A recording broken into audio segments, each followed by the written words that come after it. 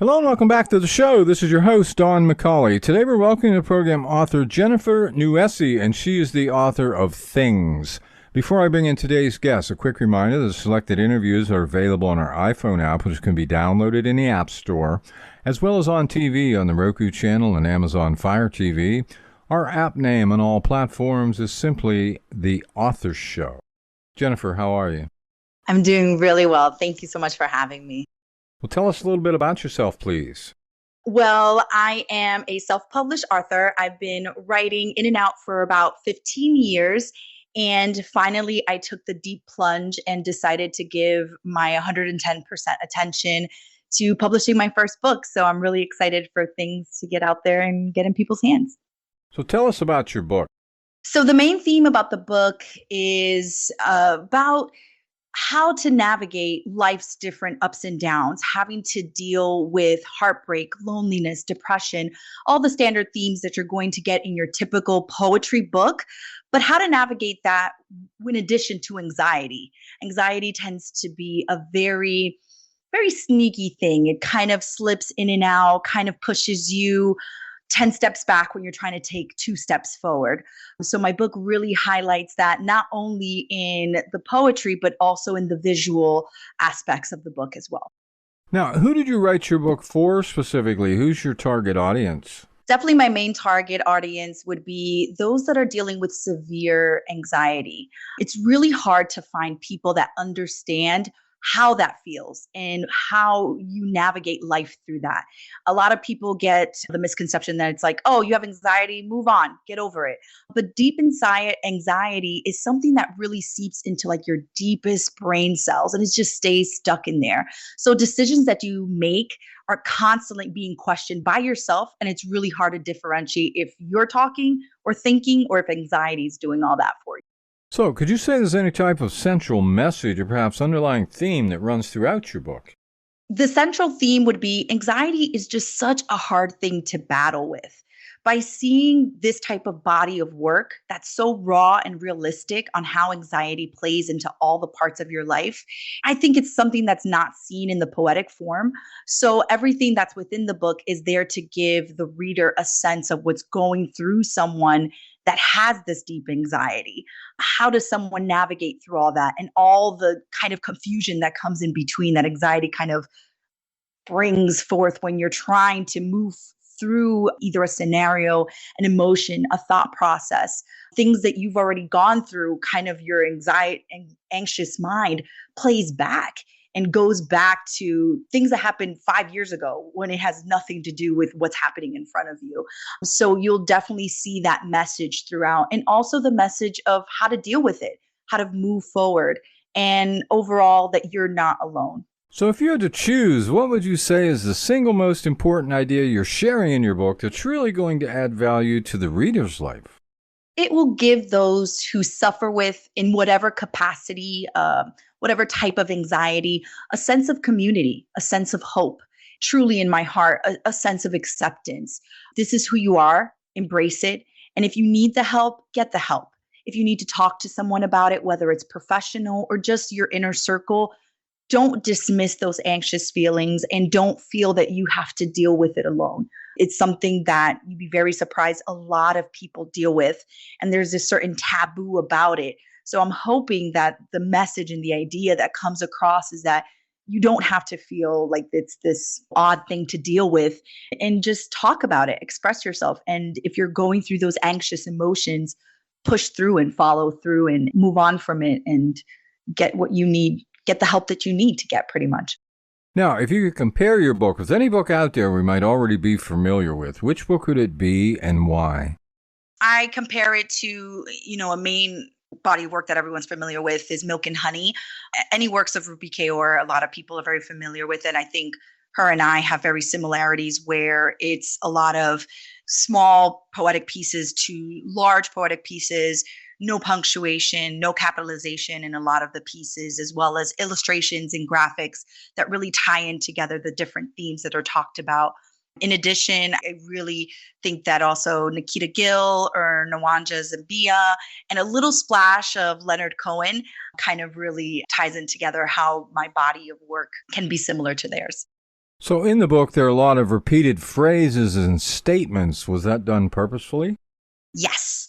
Some find the repetitiveness, they find it a bit confusing, but I made it that way because anxiety makes you take a step away from sound logic and ideas that you've matured into and turn back to old habits you left behind.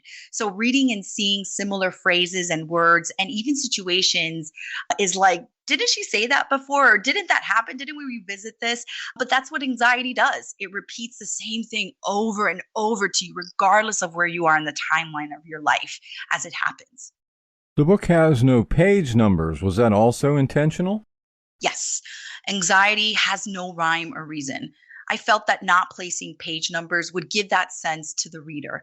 They can't really go forth or back and reference a page or a section, similar to how the anxious mind works. You can't section off thoughts that way. There are also what appear to be random words. Are they really random, or is there a deeper meaning there? A lot of times with anxiety, you're trying to process thoughts or events, just trying to find a way to get ahead, pretty much. The mind tends to focus on things that are completely irrelevant to the scenario in front of you. So while you're trying to concentrate, these insidious thoughts just creep in that make no sense whatsoever to what's happening in front of you. Trying to stay on track is difficult when those anxious thoughts settle in. So I wanted to give the reader that feel. What about the geometric shapes? How do they play into all of this?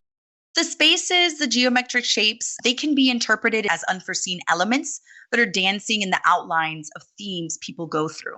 Heartache, depression, loneliness, you can be absorbed in those feelings while shapes come in and out of your line of sight in a way. They also create some distraction from the words, which are there to further the theme of how anxiety mentally feels. Now, did your environment or upbringing play any major role in your writing? I was diagnosed from a very young age, generalized anxiety disorder and dysphoric disorder. That's a very mild depression where one minute you can be super happy and the next minute you can be at your lowest point. So it's in the manic depressive kind of umbrella. And they've always been really difficult to navigate. Normally, I'm such a fun, energetic, and outgoing person that no one ever believes that I suffer from mild depression and major anxiety. It's literally unfathomable to them to the point where I get dismissed. So if I say something like, oh, guys, I'm just not in the mood, or, if I'm quiet, it's like, what's going on with you? Like, you're normally the life of the party. So having to play those social roles and on top of that, dealing with my things alone really made me bottle up my feelings. So finally, I just decided to take pen to paper and I decided it was time to share with others that might be in the same bubble as me. So, what can you tell us about this genre and why you decided to write in this genre? Poetry is fluid. It is whatever you want it to be. There are a variety of different forms and types, but the beauty of poetry is that you can blend multiple or use none and still create a poetic piece. And I feel like there's something magical about that. So, what's been your most rewarding experience since publishing your book? Definitely holding my book that I've been working on for 15 years was so mind blowing. It was so surreal and just a blessing to finally realize a dream that I've had for so long. And the response that I've gotten so far is just amazing. I just really can't wait to see where it goes next. So, how would you describe your writing style? Definitely weird, but in a good way. I always sneak in double meanings and I like to describe feelings and scenarios in unconventional ways. I always want my writing to be like a mini escape room, different puzzles and solutions along the way. If you could have one thing happen with this book, what would that one thing be? I really want people to understand that anxiety is a real thing. It's not something made up for lazy people. It's not something that should just be dismissed or it's just the way someone is. And definitely not everything that can't be explained be thrown into this category of ADHD. This is a real mental issue that affects millions of people, but due to the stigma, the conversation is minimal. I really want this book to stir up the dialogue in a safe space where people can feel comfortable in expressing themselves and be genuinely heard.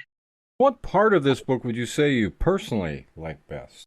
What I personally like best, I really like how put together it is. It's exactly how I pictured it my whole life. And I think it does an excellent, excellent job of giving that visual of how anxiety is. The geometric shapes, not having page numbers. It's just this wild ride of how anxiety really is. So it's just, you're trying to focus on all the themes, you're trying to focus on what's going on. And then on top of that, you see a geometric shape here, a random word there. So putting all that together, it's just like, wow, like this is a lot for someone who's going through anxiety. Like, and on top of that, dealing with all these themes. So I think that's what I like best about it. So, in your opinion, who should buy your book? Definitely the lovers of poetry and those who enjoy finding the meaning in the words before them. Where I really feel that my book resonates is in the 80s, 90s, and even 2000 babies. We have seen and done so much and at such a fast pace that our minds really haven't been able to take a breather. I really feel that it has contributed drastically to the number of people suffering from anxiety today. We went from barely being able to connect with people and cherishing that quality time to now being bombarded with a million messages a day of how we aren't doing enough, how we need to be better, do better, be skinny, but be healthy, have lots of money, but also don't be greedy, do self-care, and also do 70 hours of work a week. And it's so toxic to grow up in that or even be around that today. So I know my ideal niche of readers, they crave those easier times and just to be able to unplug and unwind. They crave that human connection and empathetic hand. And even if you're not in that age bracket, anyone who's craving for that, just that one-on-one, that quiet, I really think they resonate. You have a website. I do. So social media, I go by Pen of the People, and my website is penofthepeople.com. You can see my latest work. You can also catch new reviews of the book as well as a book trailer that really gives a sense, ties in together what the book is about. Could you spell your name for us, please? Jennifer, and last name is Nuesi.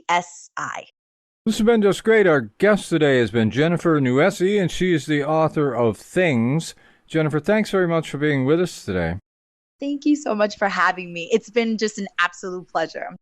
This is Don McCauley wrapping up another edition of the Author Show. Go out there, buy the book today, and please share this interview with your friends so that they too have the opportunity to discover our guests and their work. The Author Show can be accessed at any time at theauthorshow.com. Selected interviews can also be found on major platforms like Amazon Fire TV, the Roku channel, iHeartRadio, Spotify, Amazon Music, and many more. And whether you're an author who would like to be featured or a reader in search of new books to read, The Author Show is a great place to start. Check us daily as we continue to introduce wonderful authors of very interesting books on The Author Show.